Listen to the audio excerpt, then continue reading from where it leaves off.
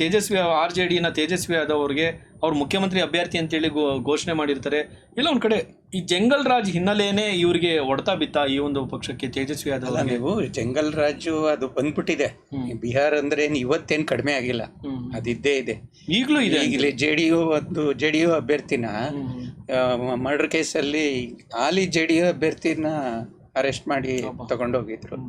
ಅದೇನು ಇದಾಗಿಲ್ಲ ನೋಡಿ. ಅತಿ ಹೆಚ್ಚು ಅನಕ್ಷರತೆ, ನಿರುದ್ಯೋಗ ಈಗಲೂ ತಾಂಡವಾಡ. ಕ್ರೈಮ್ ರೇಟು ಕೂಡ ಸರ್, ಕ್ರೈಮ್ ರೇಟು, ನಿರುದ್ಯೋಗ ಅದಕ್ಕೆ ಬಿಹಾರಿಗಳನ್ನೆಲ್ಲ ಇಲ್ಲೆಲ್ಲ ನೋಡ್ತಾ ಈಗಲೂ ತಾಂಡವಾಡ್ತಾ ಇದೆ. ಅಲ್ಲಿ ಹೆಚ್ಚು ಉದ್ಯೋಗ ಅರಸಿ ಬರೋರು ಇಲ್ಲಿಗೆ.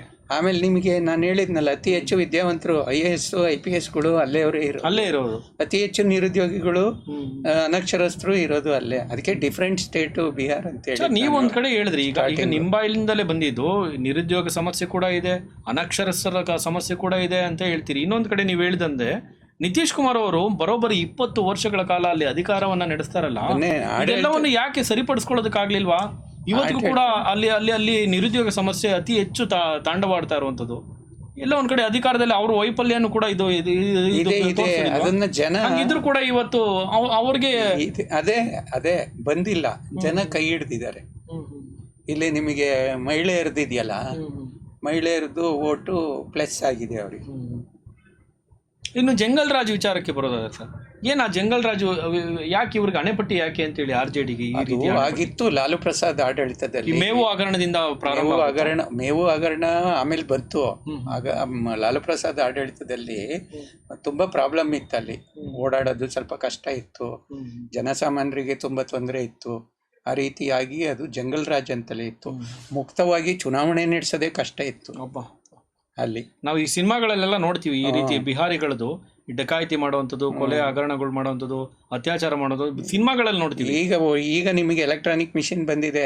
ಅವಾಗ ಡಬ್ಬ ಇತ್ತು ಬಸ್ಗಳಲ್ಲಿ. ಈಗ ಬಸ್ಗಳಲ್ಲಿ ಬಸ್ಗಳನ್ನ ಹಂಗಂಗೆ ಹೋಗ್ಬಿಡವು, ಆ ರೀತಿ ಎಲ್ಲ ಇತ್ತು. ಕೊನೆಗೆ ಅವರು TN ಶೇಷನ್ ಅವರು ಬಂದು ಅದನ್ನ ಏರ್ ಲಿಫ್ಟ್ ಮಾಡ್ತಾರೆ. ಅಲ್ಲಿಂದ ಏರ್ ಲಿಫ್ಟ್ ಮಾಡಿ ಅಲ್ಲಿಂದ ತಗೊಂಡೋಗ್ತಾರೆ. ಆ ರೀತಿ ಎಲ್ಲ ಉದಾಹರಣೆಗಳಿದೆ.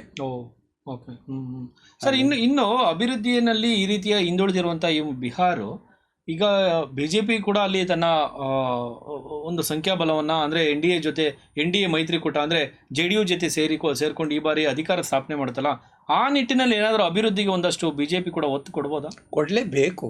ಕೊಡಬಹುದಾ ಅಲ್ಲ, ಕೊಡಬೇಕು. ಯಾಕೆಂದ್ರೆ ಬಿಹಾರ ನಮ್ಮ ದೇಶದಲ್ಲಿರೋ ರಾಜ್ಯನೇ. ಕೊಡ್ಲೇಬೇಕು, ಅದನ್ನು ಬೆಳೆಸ್ಬೇಕು. ಆ ಏನು ಹಿಂದುಳಿದಿದೆ, ನಿರುದ್ಯೋಗ ಇದೆ, ಆ ಕಳಂಕದಿಂದ ಎಲ್ಲ ಹೊರಗೆ ತರಬೇಕು.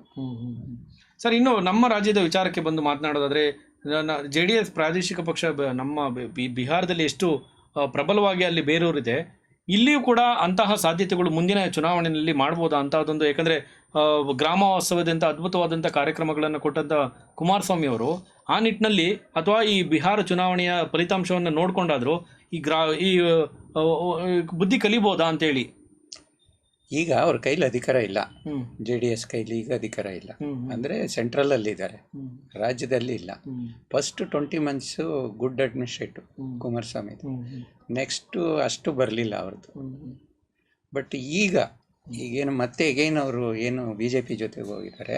ನೆಕ್ಸ್ಟ್ ಏನಾದ್ರು ಬಂದು ಅಧಿಕಾರಕ್ಕೆ ಬಂದರೆ, ಒಳ್ಳೆ ಅಡ್ಮಿನಿಸ್ಟ್ರೇಷನ್ ಕೊಟ್ಟರೆ ಜನ ಅದನ್ನು ಎಕ್ಸೆಪ್ಟ್ ಮಾಡ್ಕೋಬೋದು.